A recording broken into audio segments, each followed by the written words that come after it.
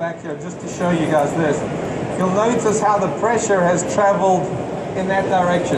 Okay, it's actually traveled a little more towards his toes. If you watch, and Tom, if you could just take it back again there. And I know Darren, and Darren works with Kevin, and I'm certainly not an advocate of, well, you've got to have everything perfect. You don't have to have everything perfect. But just reading into that, okay, to give you an answer to your question. Watch as Kevin goes back.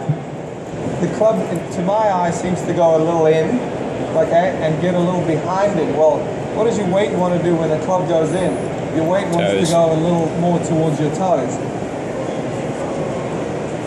Okay, there. So now the club's going to start getting back in front of him. It's at max behind him there. So now he's going to start to almost balance himself again. And he gets going. That's also the point. That little squiggle there is also the point where his hips seem to get the most of that look going. There. As he gets the rest of it up to the top, his hips are fairly quiet right there. Now they're going to start their forward motion. One thing to note here, just take him to, just keep going. And Tom, if you could give me that vertical up between his, right between his feet. There. Okay, so take him to where the club is at the top. Yeah, right there. Now, here's the question. If you look at that, visually, we're going to look at that, and this is why this technology is so helpful. If you look at that, you're going to go, oh, this guy's got his weight too far left. But looking at the numbers, his weight, pressure, whatever we want to call it, is certainly favoring the back foot.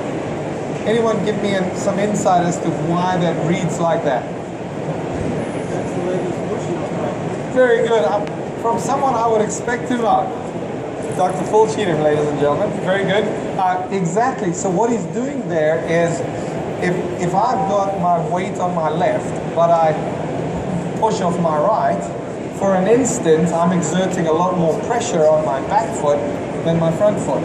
But I give the appearance of having the weight forward.